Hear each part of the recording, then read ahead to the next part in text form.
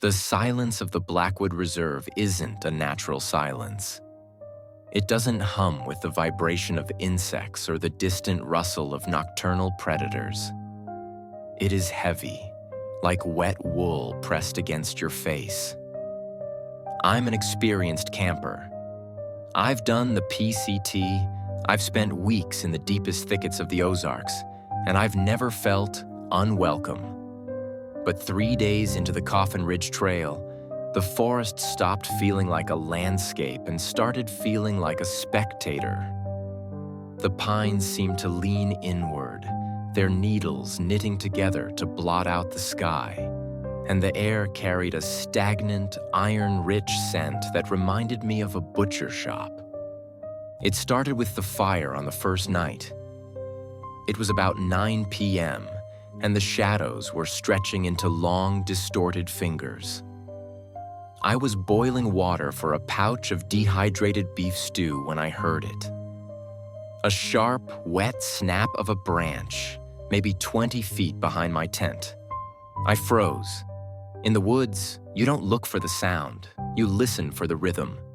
Heavy, rhythmic snapping usually means a bear or a stray elk.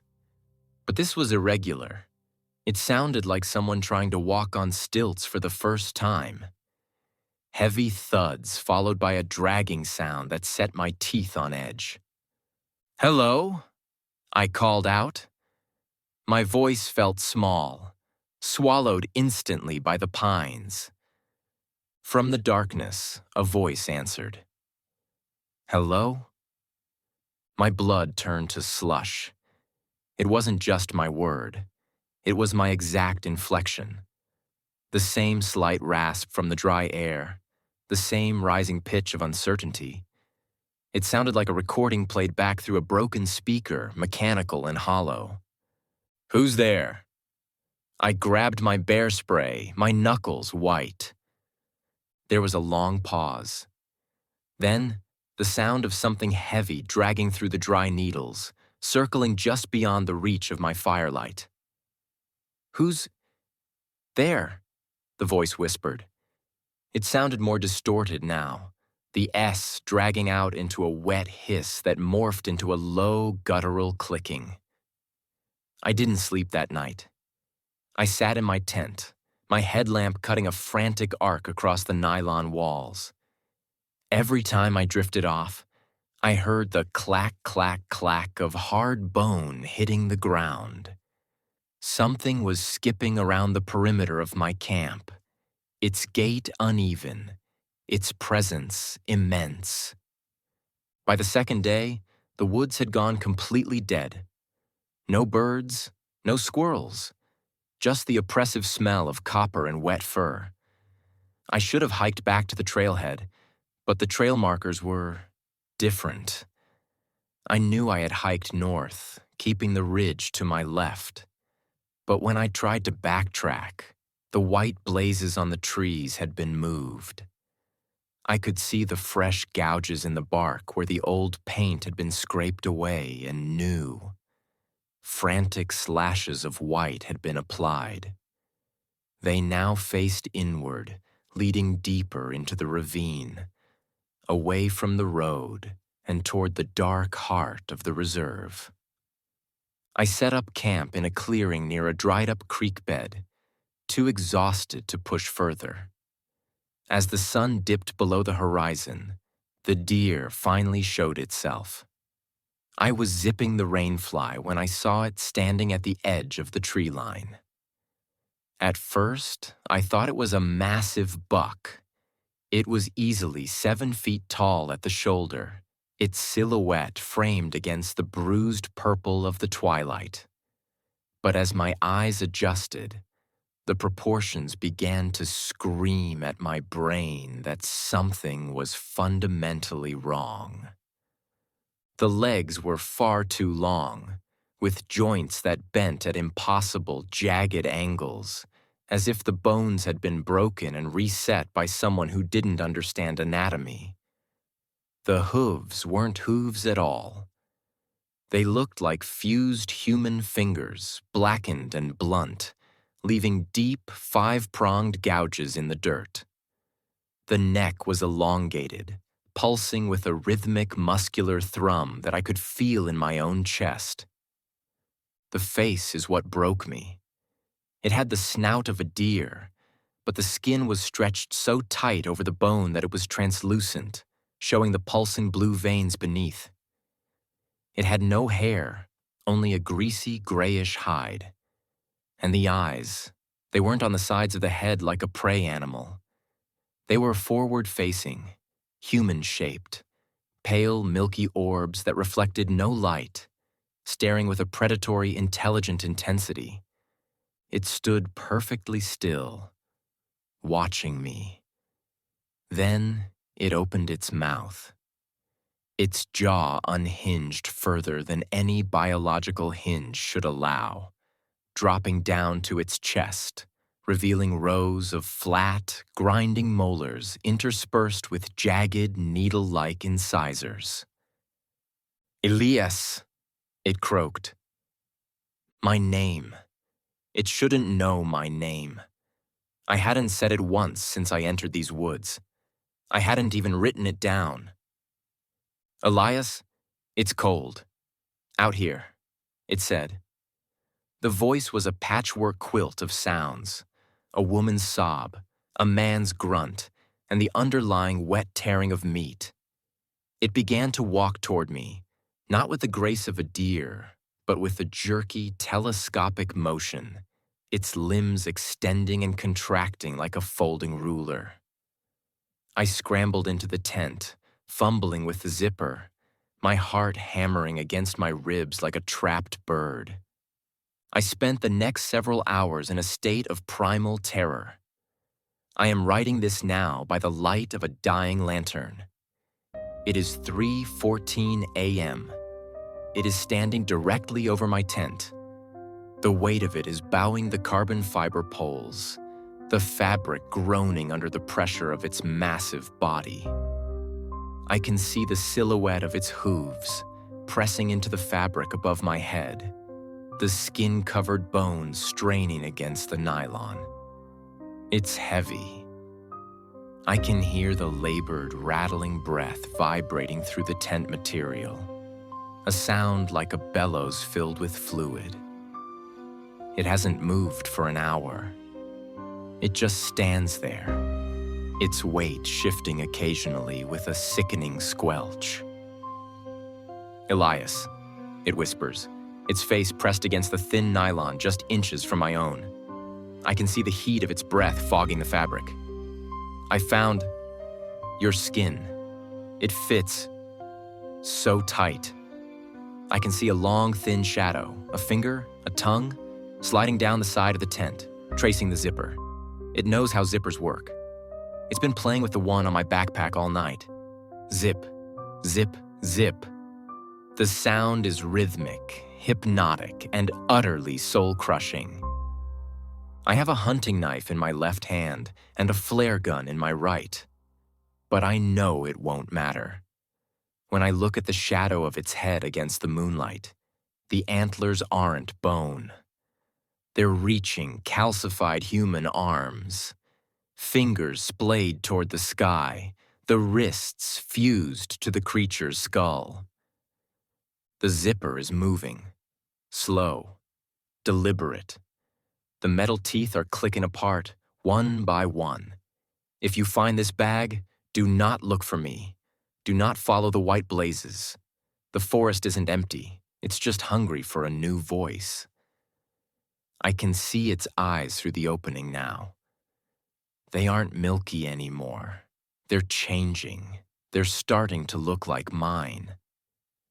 The search party arrived 4 days later, led by Sergeant Miller of the State Forest Police.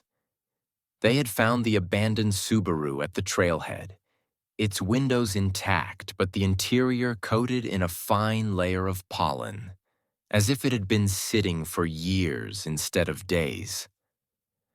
"Spread out," Miller commanded, his voice tight. "Stay in radio contact. If you see the subject, do not approach alone. He might be disoriented." The team pushed into the Coffin Ridge Trail, but the atmosphere quickly soured. The veteran trackers among them were the first to notice the anomalies. "Sarge," Deputy Halloway called out, pointing to a pine tree. "Look at the blazes." Miller walked over, his brow furrowed. The white trail markers were fresh, but they were wrong. They weren't painted. They looked like they had been rubbed onto the trees using some kind of chalky, organic substance. And they were positioned low, only 3 feet off the ground, pointing toward a steep, lightless ravine that didn't appear on any of their topographical maps. As they descended into the ravine, the temperature dropped 20 degrees. The smell hit them next. The cloying, sweet stench of rot mixed with something metallic.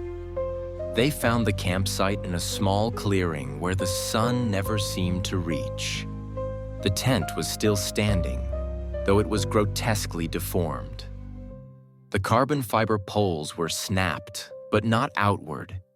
They were crushed inward, as if a massive weight had sat atop the structure for days.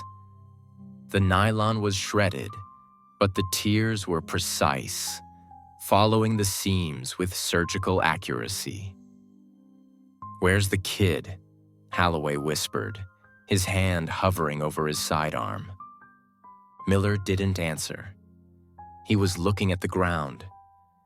Around the tent, the dirt had been beaten into a hard, flat, circular path. There were thousands of prints, but they didn't match anything in the forestry manual. They looked like human hands that had been stretched, the fingers fused into singular heavy points. Inside the tent, they found the journal, the ink smeared by what looked like oily sweat. They found the hunting knife, its blade snapped in half, and the flare gun, which had been fired directly into the ground, scorching a black hole into the earth. But they didn't find Elias, at least not at first. "Sarge, over here," a volunteer shouted from the edge of the creek bed. The team gathered at the bank. Hanging from the low branches of a willow tree were decorations. Small bundles of pine needles and dried grass, tied together with what looked like high-tensile fishing line. But upon closer inspection, it wasn't fishing line. It was long, blonde hair, the exact shade of the missing hikers. And then they heard the sound. "Sarge?" The voice came from the thicket across the creek. It was Miller's voice, exact, authoritative, but with a strange, whistling lilt at the end of the word. "Who said that?" Miller barked, his heart racing. "Halloway, was that you?" "No, Sarge," Halloway replied, his face pale. "It came from the brush." The brush parted. A deer stepped out. It was a buck, small and sickly-looking, its fur patchy and gray. It stood on the opposite bank, its head tilted at a 90-degree angle. It looked at the search party with wide, terrified eyes. Eyes that were a vibrant, piercing blue. Elias's eyes. The deer opened its mouth, but no bleat came out. Instead, it spoke in a perfect imitation of the volunteer who had found the hair. "I found your skin," the deer croaked. Then, from the shadows behind the small buck, a much larger shape began to rise. It was the thing from the journal, a towering skeletal horror with arms for antlers and skin that looked like a discarded raincoat. It placed a hand on the small buck's shoulder, a gesture that was almost tender if it wasn't so predatory. The creature looked at Miller. Its jaw dropped, unhinging until it hit the mossy ground. "Miller," it whispered, using the sergeant's own voice. You're late for the hike. The search party didn't wait. They turned and ran, scrambling up the ravine as the sounds of laughter, dozens of different voices, all overlapping, all screaming, all laughing, echoed through the trees behind them. When they reached the trailhead, Holloway looked back. Standing at the edge of the woods, just where the shadows met the light of the parking lot, was a figure. It looked like a man in a ranger's uniform, standing perfectly still. But as the sun hit it, Holloway saw the truth. The uniform was empty, held up by a frame of jagged bone, and the face beneath the wide-brimmed hat was nothing but a snout, stretched thin and white, with milky eyes that promised they would never stop watching. The Blackwood Reserve was closed the next day for environmental maintenance. It hasn't reopened since. Sometimes, if you park near the gate at night, you can hear your mother calling your name from the tree line, her voice perfect, her tone urgent, begging you to come into the cool, quiet dark.